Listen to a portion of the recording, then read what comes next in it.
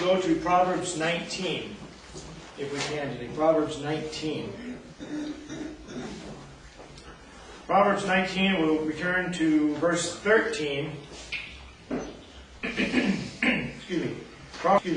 Proverbs 19, verse 13 says, "A foolish son is the calamity of his father, and the contentions of a wife are a continual dropping." We've commented on the foolish son in a number of places earlier in the book of Proverbs. And he, of course, is writing to steer his son away from foolishness and seeking after the flesh. But chapter 15, verse 20 said, "A wise son maketh a glad father, but a foolish man despiseth his mother." It's unfortunate that that is a truth in the modern world. And other texts along those same lines. But he says the contentions of a wife, and this is going to be the daily, continual arguments that would come up between a husband and a wife. And it's from a wife who is not a prudent wife, or not a God-fearing, a gracious woman. As look at the very next verse, verse 14. "House and riches are the inheritance of fathers, and a prudent wife is from the Lord." The continual dropping, as he says in verse 13, it's kind of a vivid way of describing it. It's like the rainfall on a roof. Continuously, after a rainstorm, it just gets worn and worn and worn, and it sags, and pretty soon the entire roof collapses in on itself. And he says the continual dropping of the raindrops falling on the roof. These kinds of contentions aren't sort of a peaceful, relaxing sound of rain on the roof, like you might imagine. But this is just the opposite. This is the kind of noise you don't want to hear. And he says such contentions are not a pleasant thing to have to live with. A man said to his friend, "You never quarrel with your wife?" And the other guy said, "No, she goes her way and I go hers." A lady said to her friend, "When you quarrel with your husband today, you let him have the last word? That's unusual." And her friend said, "Yes, it is, but today's his birthday." So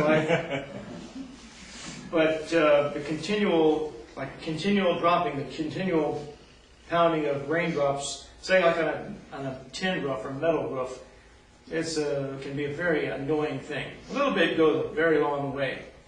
We have a clock in our living room that was not moving quite right. I don't know if it just needs a new battery and the motor behind it. But now the thing ticks with every second, every movement. I can hear that thing ticking when it's quiet. It just, I suppose to a certain degree, it can be a relaxing thing.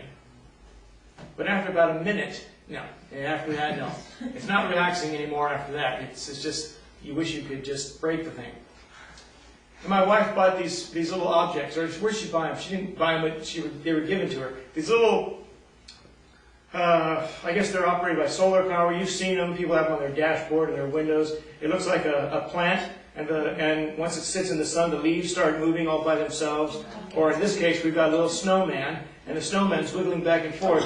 When you sit him in the window sill and the light starts hitting it, and that tick, tick, tick, tick, tick, tick, tick, tick, tick, tick, tick. I was sitting there at the table this morning trying to read my Bible early this morning, and that thing right in the windowsill, when the sun's coming up, starts moving. Tick, tick, tick, tick, tick. No.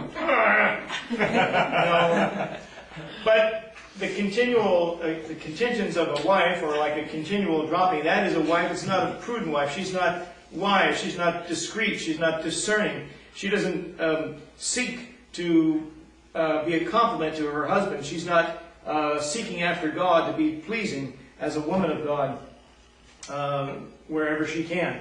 Verse 14, again, says, "House and riches are the inheritance of fathers, and a prudent wife is from the Lord." Now, that doesn't mean that God brings husbands and wives together. God's matchmaking in heaven. There are some matches that are not made in heaven. They're made in sin and in hell. And there's some people that should never have gotten together, so should never have been married together, but they did anyway.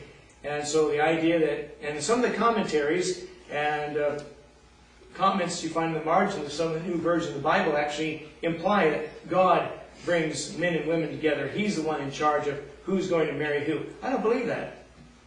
He can either bless it or he can't bless it. It depends upon the response of the person to God and the desires of God.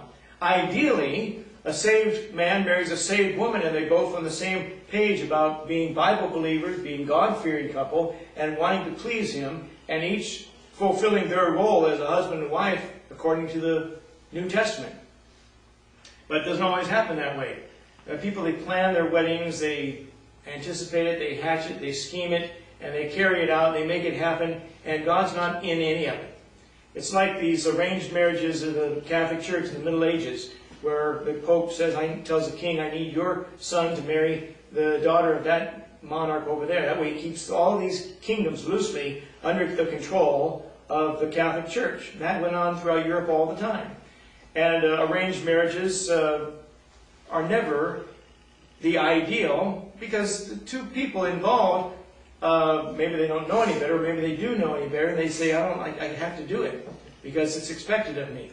And Europeans and maybe white Americans used to do it too. I think Korean culture used to do it quite a bit, arranging marriages. Hey, your son will grow up to be a doctor, our daughter will be a nurse or a doctor also, and they'd be perfect match for each other, about the right age, and plan all this. And it's just because two families say both of our kids can succeed, be wealthy, and we'll be living on Easy Street in our retirement years. But two people might be completely miserable with each other. And so the idea that God sits and picks, obviously I don't think God is interested in putting an unsaved man with an unsaved woman. Why would He worry about that? They're both going to die and go to hell anyway. So what would He care if they have a happy home if they still both die unsaved and they're lost? So I don't believe that God does that. There's no indication in either testament of the Bible that God's involved in arranging marriages between people. Now, He did bring Adam and Eve together in the early part of the Bible. But, of course, there was nobody else to choose from, right? In Adam's case. And the only application you can make in the New Testament is when you're applying that husband and wife. For this cause shall a man leave his father and mother, be joined unto his wife, and they twain shall be one flesh. And you apply that to couples in the New Testament, it's sort of implied that the man and the woman are both Bible-believing and God-fearing people. And so on that basis, they fulfill their respective roles as a husband and wife. But there are a lot of people who got married in the world that never should have. They've wasted years of their life and the other person's life and just brought double the misery to the world around them. So I don't think that God is in charge of. But if a man finds a prudent wife, one that has all of those qualities listed later on in Proverbs 31, who can find a virtuous woman for a price as far above rubies, the heart of her husband to safely trust in her. And one that possesses all of those qualities. She's thrifty, she's industrious, she's a hard-working woman, she's a good mother, she's a good wife, she's a good mender of holes in your clothes, she's good at cooking, she's diligent, she's not lazy, she doesn't sit around watching Oprah every afternoon eating ice cream and getting fatter and fatter all day. No, none of that kind of stuff. All that goes on in the world today, but that's not the kind of woman any godly man or saved man desires, nor is a prudent wife who's careful how she spends the money. There's only a limited amount of money that comes into our house, and you can't just go waste it on what you want. Here's something that occurred to me this week. When you're a kid, let's say you're 9, 10 years old, Dad and Mom pay for everything. You're in their home. They buy your food, they buy your clothes, they make sure you have a bed to sleep in, they pay for your medical needs, whatever other things that come your way, they pay for it. They make sure you have a roof over the house to sleep, to live in, food in the refrigerator, and your needs are all taken care of by your dad and mom. And you don't worry about how much it costs because you don't think of those things.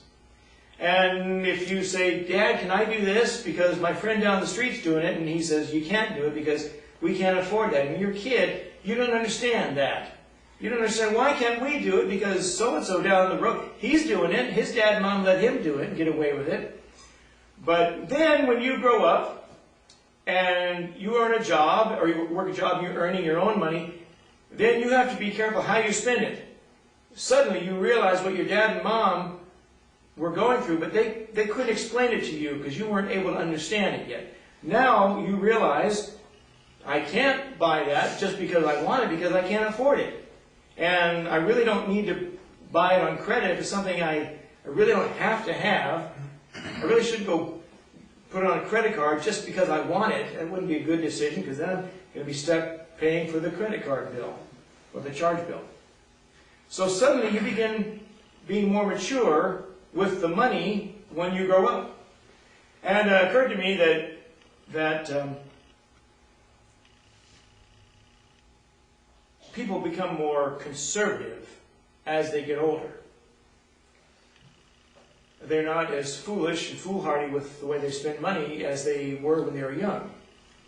And this has been ticking around my mind for a couple of years now, because you know, the news media have been saying, you know, there's going to be this explosion of the baby boomers hitting their retirement years, and there aren't going to be enough younger people in the workforce to pay into the Social Security or the things to help seniors live.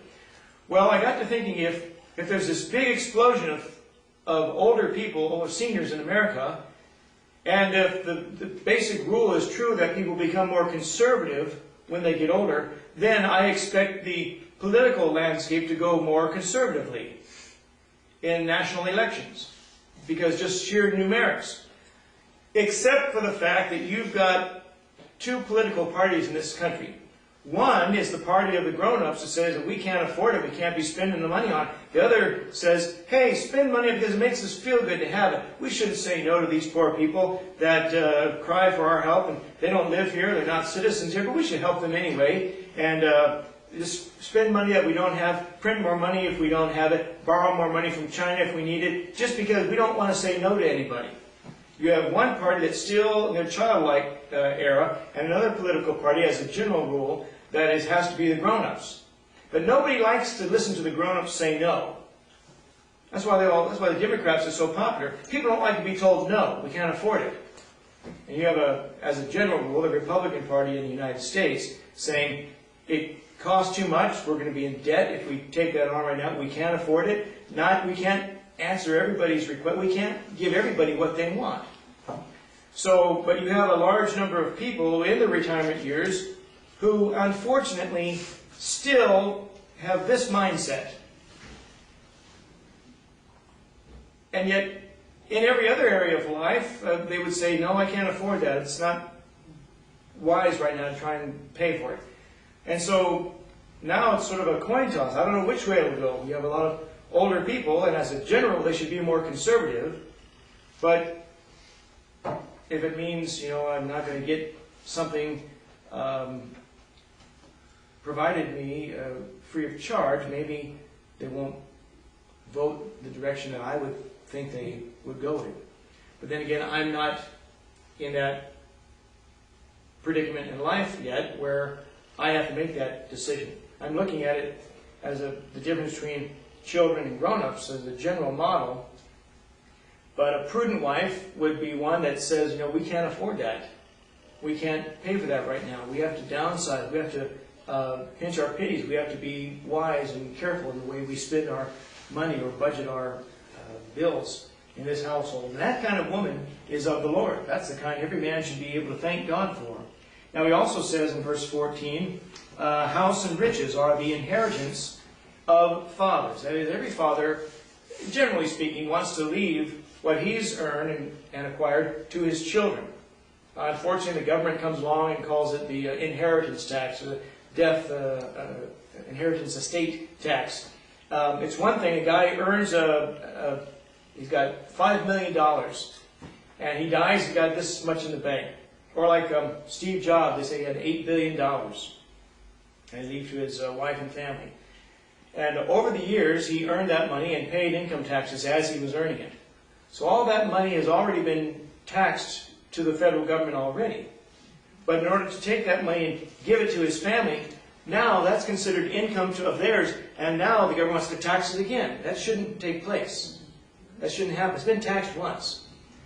And the idea that a person, he wants to leave something to his children, and it's really not the right, it's not the job of the children to have to plan to provide for their parents.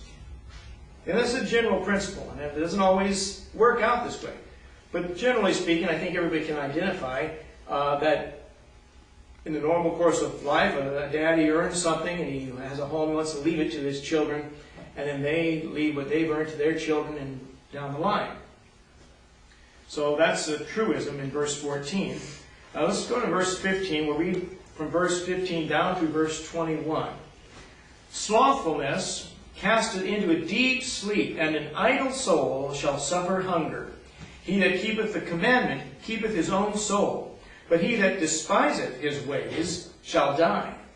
He that hath pity upon the poor lendeth unto the Lord, and that which he hath given will he pay him again. Chasten thy son while there is hope, and let not thy soul spare for his crime. A man of great wrath shall suffer punishment, for if thou deliver him, yet thou must do it again. Hear counsel and receive the instruction, that thou mayest be wise in thy latter end. There are many devices in a man's heart, and nevertheless the counsel of the Lord, that shall stand. Verse 15 says, slothfulness, that is laziness, doing nothing, sitting idly by, casteth into a deep sleep, and an idle soul shall suffer hunger. And that's fairly self-explanatory. The lazy man is not going to have any money because he hasn't done anything to earn it. And the Bible says in the New Testament, in 2 Thessalonians chapter 3, that if a man wouldn't work, neither should he eat. That's a New Testament principle that the New Testament church is supposed to grab a hold of and say, if you want to eat, then you have to be willing to work and justify it, contribute. The idea that you don't have to do anything and the rest of the church, the rest of the world will feed you indefinitely is unscriptural. But people don't care what the scriptures say anymore. They care about satisfying their wants, getting something for free. There was a news article earlier in the week. A lot of the radio stations were reporting something like 51% of all kids going to public schools in America receive some kind of free meal or a discounted free meal.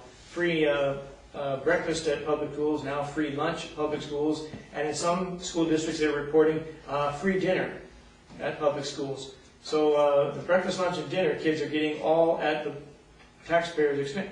That's what moms and dads, that's what families are supposed to be for, to feed their own children, to take care of them. But you have enough people, generate enough people who get it for free.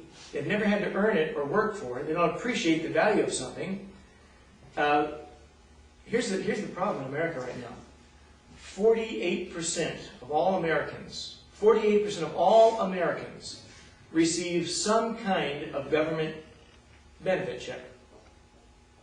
And a lot of those 48% don't deserve it. Some do. And they have no other means by which to support themselves. But a lot of those people don't deserve it. But they found a way to scam the system and get it. And 48% get some kind of a financial benefit from the government. When that's almost 50%. Once we get to 51%, this country is completely gone. Because those people will have the right to vote, as like they do now.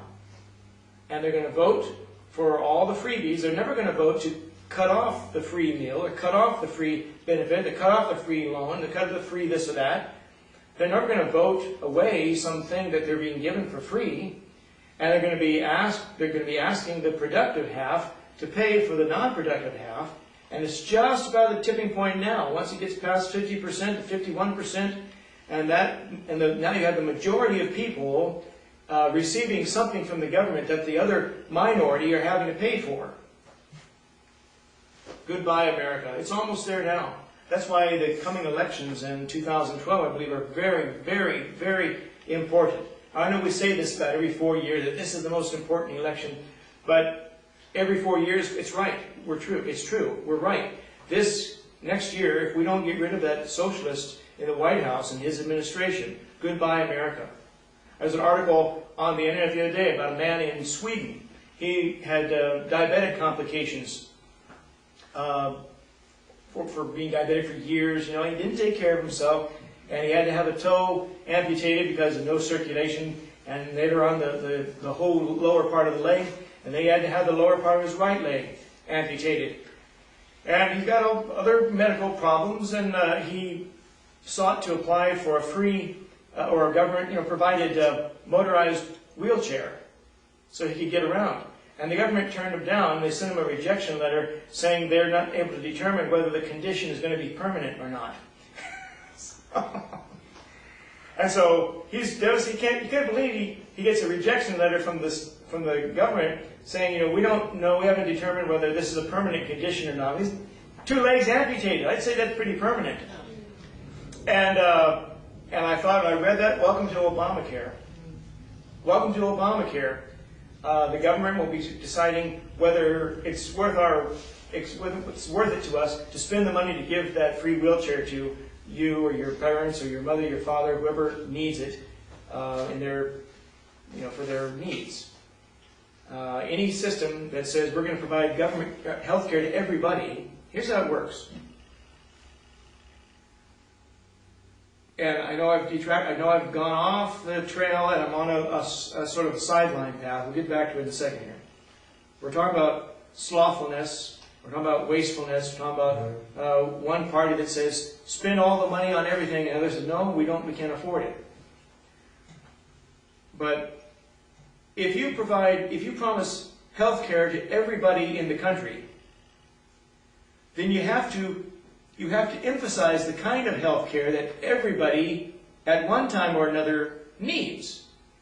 I mean, everybody's going to catch colds. A large number of people have broken bones. A lot of people have to have they don't know if they take tonsils out anymore, but they used to. A lot of people have appendicitis. They have common ailments of that kind. Things that are fairly common to everybody. That's the kind of health care the government will emphasize in order to say we're providing it for everybody. Thankfully, not everybody gets cancer. Not everybody needs a hip or a knee replacement. Not everybody needs an organ transplant. Thankfully, that's the case. Those are specialties. Those are specializations. And the government's not going to want to put money behind those rare things. They're going to put all their money behind the common ailments that everybody endures. And those people who are in real desperate need for specialized treatment, specialized care, are not going to be able to get it. Or it's going to be very, very difficult to get it. That's what happens when the government gets involved. It's never worked in any other country. It doesn't work in Canada. Listen, if our healthcare system becomes like Canada's, where are Canadians going to be able to go to get a good surgery, right? Right now, they sneak to the U.S. because it saves time. They can get it a lot more quickly. But if our system becomes like theirs, they won't have anywhere to go. And I told you a couple weeks ago, nobody is getting in boats in Florida to go to Cuba because of all the good health care. No, they're coming here. And people coming from around the world. You hear about these conjoined twins, these babies sharing the same internal organs, or their hearts are almost touching each other. And they have to perform these separations. So they're always conceived in India, but they come here for the surgery, right? They come here because this is where the best medicine, the best technology, the best medical procedures can be found. And we have good medical colleges, and they take those skills and they go to other countries. But as a general rule, some third world country is not able to provide that high-tech surgery. So they come here. Where are they going to go if they can't come here any longer? So that won't be just inconvenient for the people here. It'll be inconvenient for everybody around the world who looks to this country as a place of last resort, where I can't find it anywhere else. I know I can find it in the United States. You won't be able to find it here. That's why the elections next year are so important.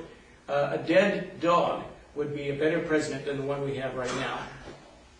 Now you can edit that or not edit that, but right now we still have the First Amendment, freedom of speech, freedom of religion. Those two freedoms are in the same First Amendment to the Constitution. So I'm exercising my right as a preacher to state my opinion. Amen. Okay. Let's go back to our text. About verse 16, or verse 15 rather, obvious that the soul of the sluggard desireth hath nothing. The guy that doesn't work shouldn't eat.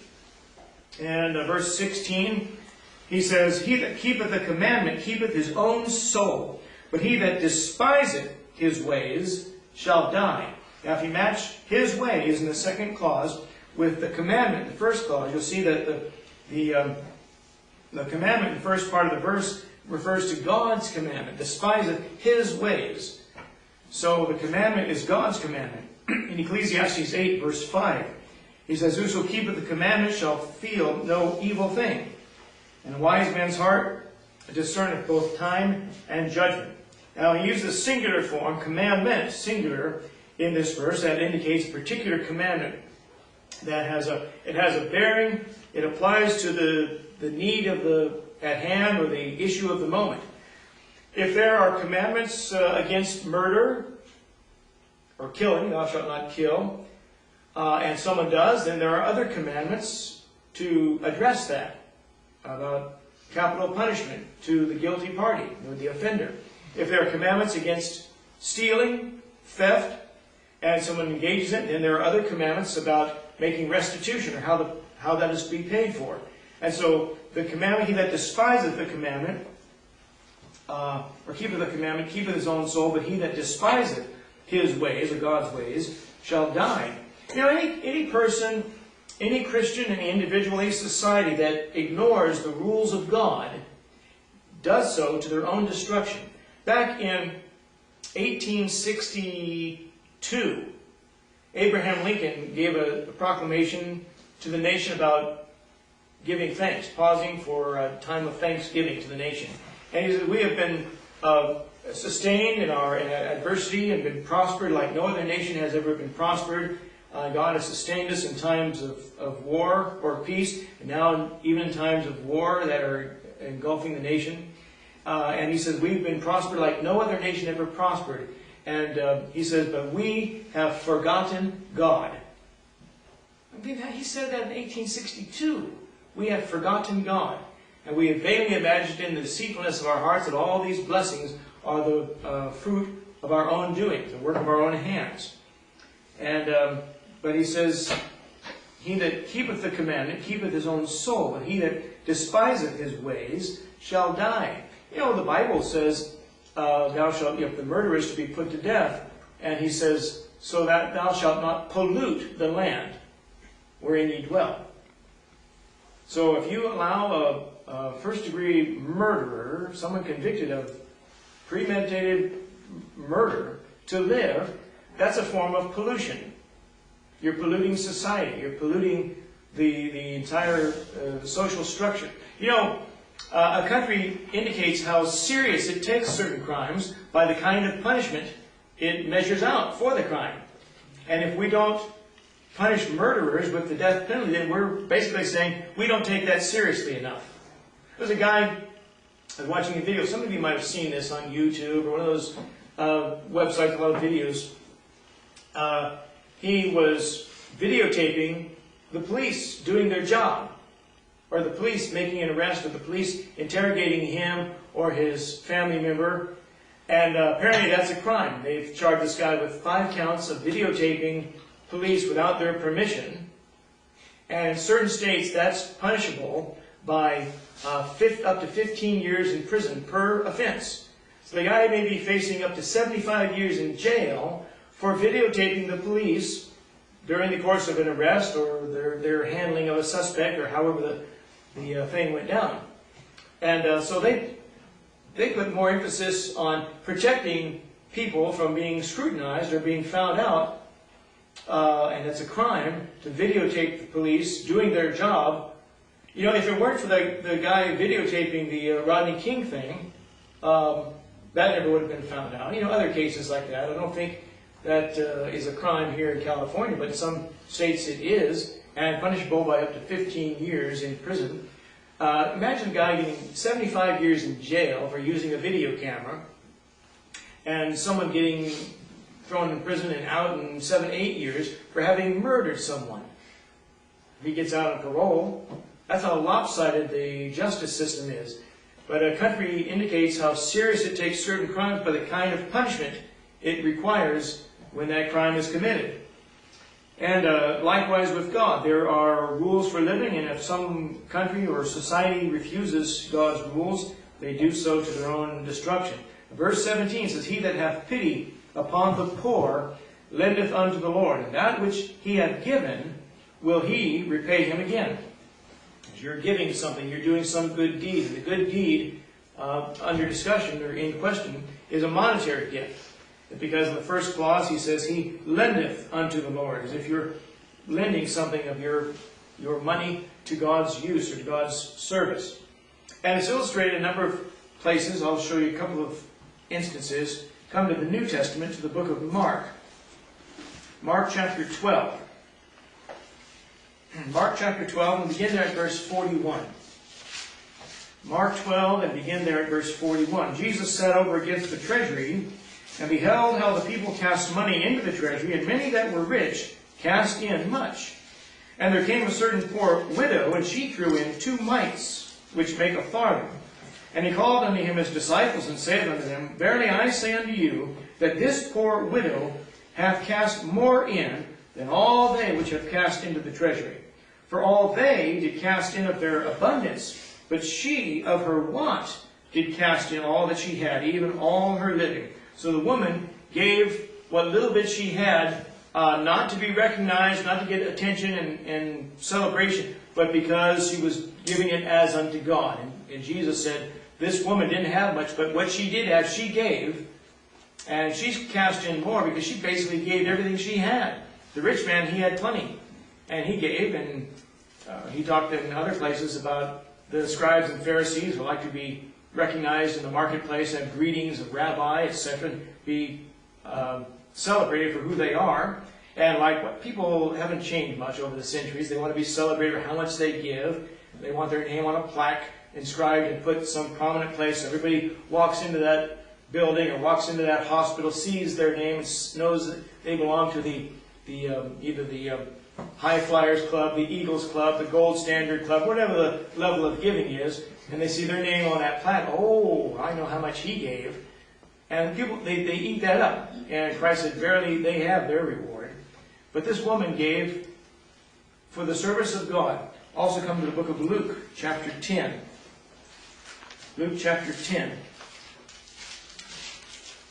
And here's the story of the Good Samaritan, the man that went down to Jericho, and he fell among thieves. He got mugged, a bunch of guys along the road to Jericho. And verse 33 says, But a certain Samaritan, as he journeyed, came where he was. And when he saw him, he had compassion on him, and went to him and bound up his wounds, pouring in oil and wine, and set him on his own beast, and brought him to an inn, and took care of him. And on the morrow, when he departed, he took out 2 pence, and gave them to the host, and said unto him, Take care of him, and whatsoever thou spendest more, when I come again, I will repay thee. Which now of these 3, thinkest thou, was neighbor unto him that fell among the thieves? And they said, He that showed mercy on him. Then said Jesus unto him, Go, and do thou likewise. So the Samaritan gave as unto God. Nobody was around to report it. Nobody was around to record it for the daily news, or the Jerusalem Times, or the Jerusalem Gazette, or the Jericho daily rag sheet. There was nobody around to record what the man did, and he did it out of service to other people, indirectly serving God. And Jesus gives a number of instances, talk about the Gentiles taking care of the Jew in their time of affliction. Matthew chapter 25, he says, Inasmuch as ye did it unto one of the least of these, my brethren, ye did it unto me. Remember he talks about, I was naked and you clothed me, etc. A couple of months ago, I and 2 other people from my job, we went out to Starbucks after work. A young woman and a guy that I work with. And we're standing at the counter. There's an older woman in front of us ordering. And she ordered a muffin or some piece of cake and a banana and a drink at Starbucks. And she didn't have cash. She took out her EBT or, food stamp, electronic balance transfer card, that's issued now. And the girl behind the counter said, we don't accept that card here. We don't take that here. And which I often wonder, why do they give that card to people when some of the places that they can spend it on, really, that's not healthy, nutritious food, but a lot of places take it anyway. But the girl said, we don't take that card here, and the lady had no other money. And of course, we're standing there waiting our turn. I just said, that fast, God just told me to get your wallet out, and I said, I'll take care of it. And I gave her my card, and it cost $5-6 for whatever she wanted. And this young woman that for my job, she said, Mike, you're wonderful. I said, I know that. But then my other buddy from work, he said, hey, Mike, how come you're not going to buy my drink too? Yeah. But I said, well, the book of James says, James 4:17, to him that knoweth to do good and doeth it not, to him it is sin. And so sin isn't just doing something bad. Sin is failing to do something good when you have a chance to do it, when you have opportunity. You should. And I wasn't going to be starving myself or my family or my kids, taking money out of their mouths to buy this lady's banana and drink at Starbucks. So I just did it, and I got to think later, you know what? I'm not trying to give myself credit, pat myself on the back, but that action, I think, watered whatever seed were planted in these two people I'd worked with, or maybe planted a seed along the way that hadn't been planted. And you work with somebody every day. You have to be wise and discreet and discerning in how to witness to them. Because if you go to a new job, and the very first day, hey, let me show you what I read in the Bible today. Everybody else in the work is going to hate you. You have to figure out how to do that tactfully over time. If you're going to see them every day, you don't want to make them your enemy the very first day. Otherwise, it's a very miserable place to work. Now, if you walk up to a stranger, you're more likely not going to see them again. You have a limited time, and then you get right down to business. But that's what it means to have a little bit of Christian judgment and discernment, and give a little bit at a time. And I figured, well, it says unto Jesus Christ. The lady was very thankful, and everybody else in that Starbucks witnessed it too. I don't know what they thought, but it doesn't matter. And so when you give, you lend as unto Jesus Christ. You're lending unto the Lord, and you'll receive it again when He's got all the books balanced and the scales have been balanced. He knows what you have coming to you and what you are entitled to because you did it for His honor and glory. And the motive of the heart, the attitude, the purpose for which you do it in pleasing Him is what counts. Not the quantity,